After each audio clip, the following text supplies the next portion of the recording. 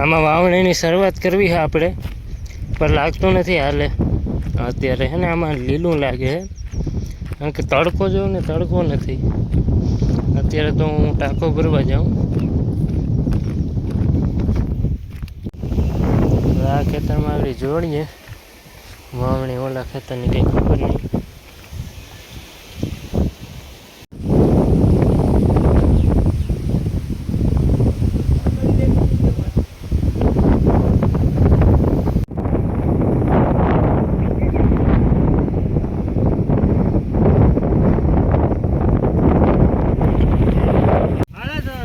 ઉછાળવાના હોય કઈ એમને નહીં ખબર પડી જતી મને.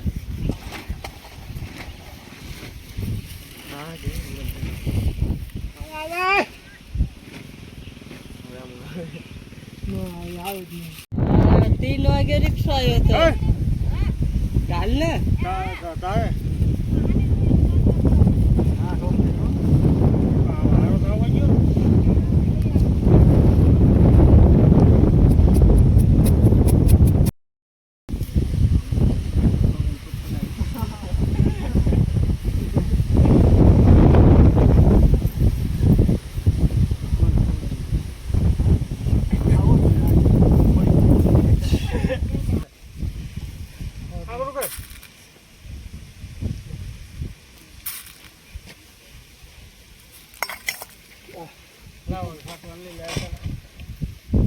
क्या गला लाओ तो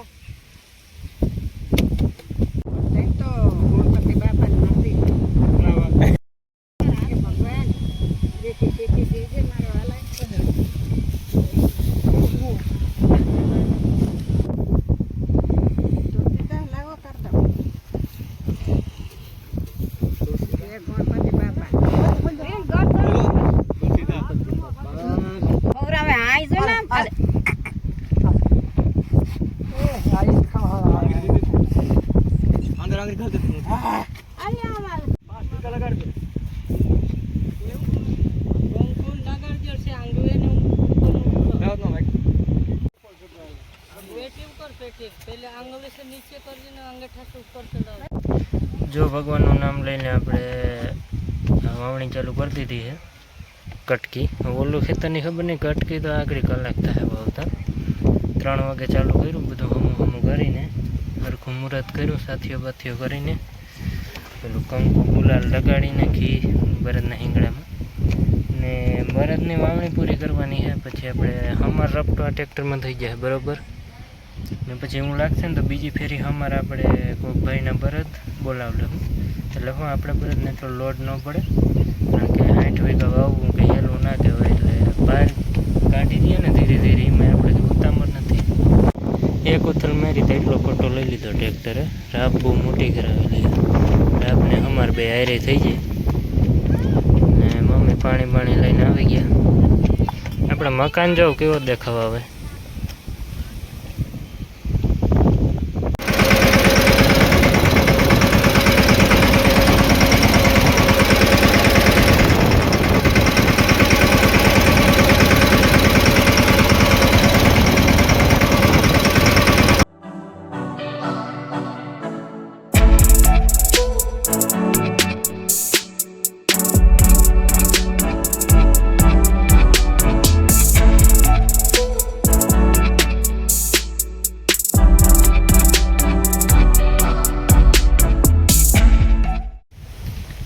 આ ખેતર તો આપણું કમ્પ્લીટ થઈ ગયું.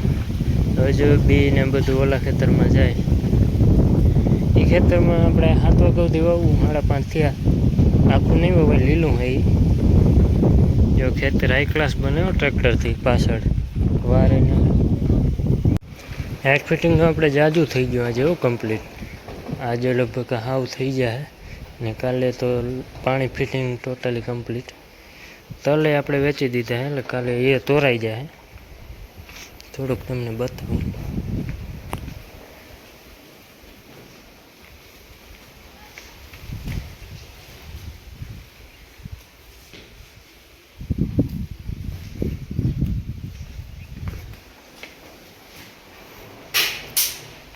શાવર લેવો હોય તો બધું આવી ગયું છે.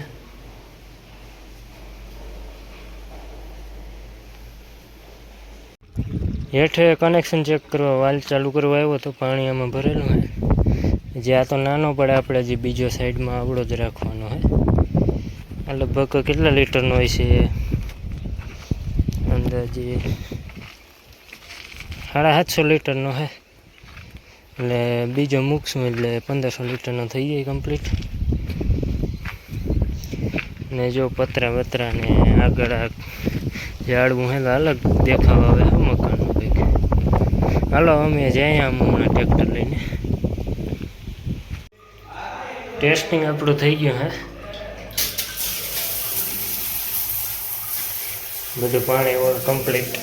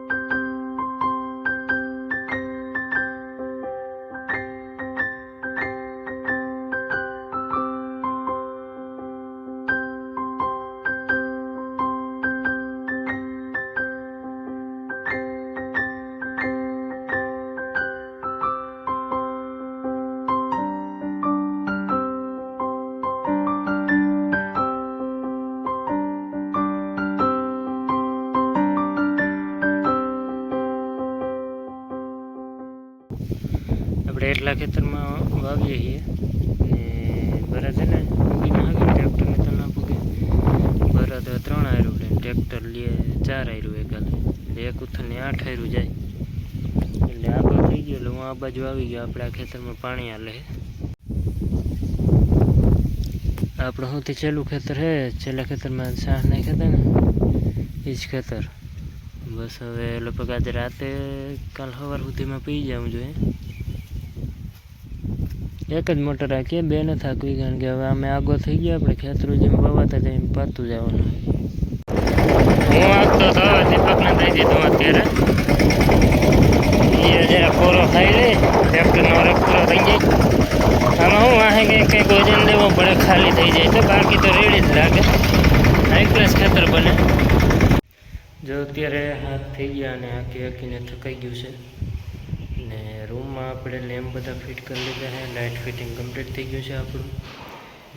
ટચિંગ થોડુંક બાકી હતું ને એ બધું કમ્પ્લીટ કરી લીધું. એટલે હવે લાગે કે નહીં મકાન છે જરાક, કે અંજવારી તો અંજવાર જ ને. એ તમને દેખાડું થોડું. આ છે આપણો મેઇન બેઠક રૂમ. આમાં એક લેમ્પમાં 2 આ બાજુ છે, 2 આ બાજુ. એટલે ફેન એક આવી ગયો છે, હજી બીજો આ નાખવાનો છે, ત્રીજો અહીં નાખવાનો છે. ને રૂમનો વ્યૂ થોડોક બતાવું તો આ રૂમ છે. નીચે આપણે ફ્લોરની લાઇટ છે, ફૂટ લાઇટ રેડી. ને નીચે ખાલી અંજવારું પડે એટલે હું આપણે હાલવામાં એ તકલીફ ના પડે, ઉપર ના આવે અંજવારું. એવું બંને રૂમમાં છે. ને કિચનમાં 3 લેમ્પ છે, એટલે ફૂલ હવા ઉજાસ ને આ પંખી.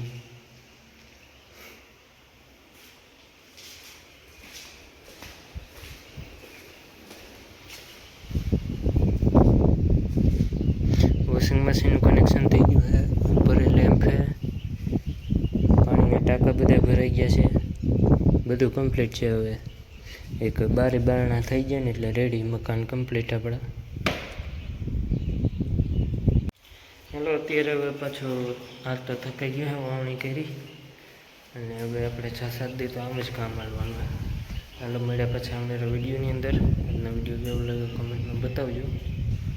જય મળજો, જય માતાજી. મળ્યા પછી આવનારા બ્લોગની અંદર.